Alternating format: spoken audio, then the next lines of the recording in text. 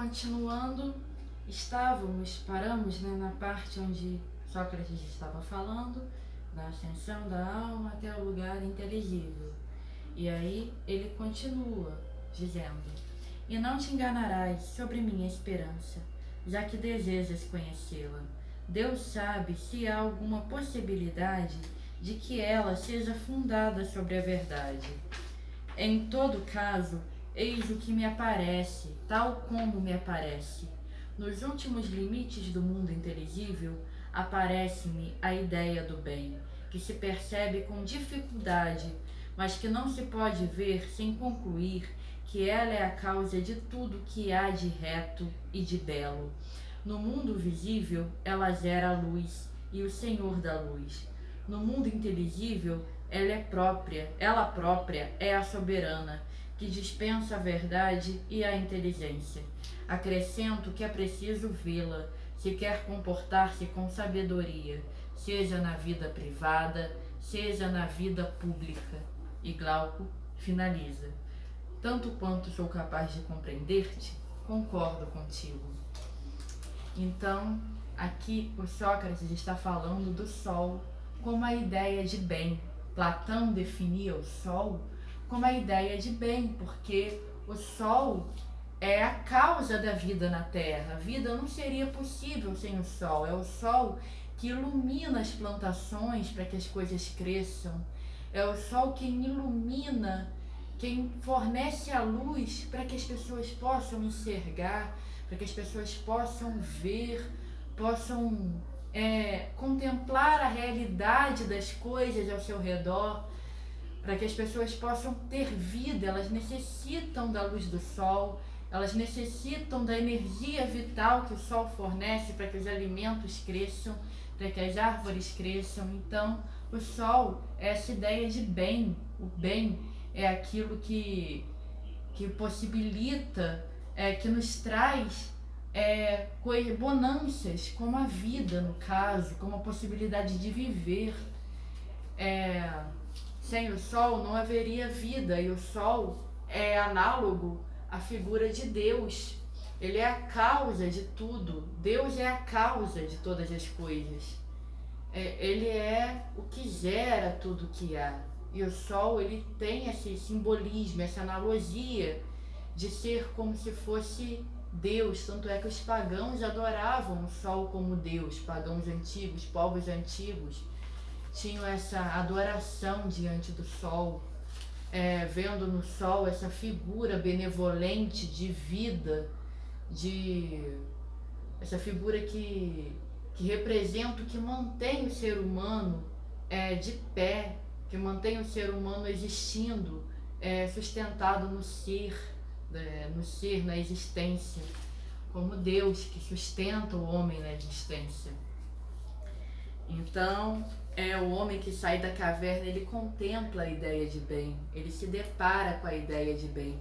E a gente pode fazer várias analogias para a nossa vida, utilizando dessa alegoria da caverna, de como a gente pode estar afastado da ideia de bem, afastado do bem absoluto e soberano, quando a gente se prende num mundinho onde a gente acredita ser a única verdade, mas a gente não percebe que é uma verdade maior do que a gente pode compreender.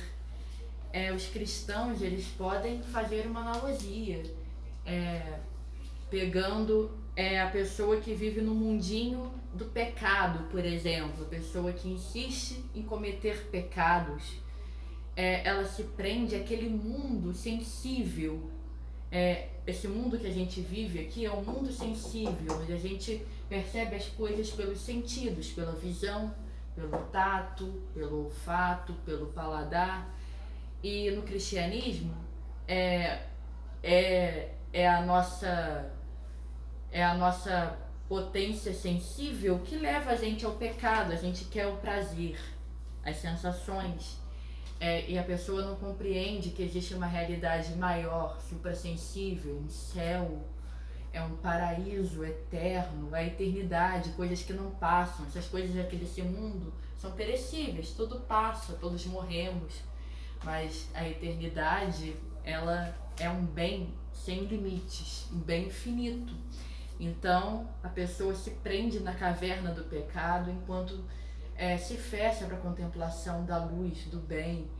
E para ela sair do pecado, ela precisa passar por um processo de conversão, tal como o homem precisou passar por um processo quando ele saiu da caverna e descobriu que existia uma outra realidade, que é no início um processo bastante doloroso. Assim como no cristianismo, a conversão é um processo doloroso também. Você se desapegar dos prazeres para contemplar o bem absoluto. Mas é como funciona no cristianismo.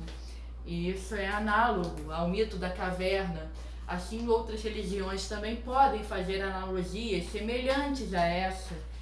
Pode-se pegar questões de alienação social, a pessoa vive presa em costumes, vive presa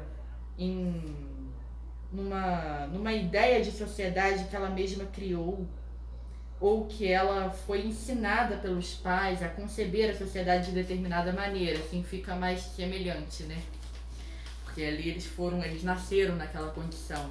A pessoa foi criada para conceber a realidade de tal forma, a sociedade de tal forma, que ela não consegue perceber que existe uma ideia, que existe uma realidade, não uma ideia, mas uma realidade além daquilo que ela conhece, daquilo que ela foi educada para acreditar, para conhecer.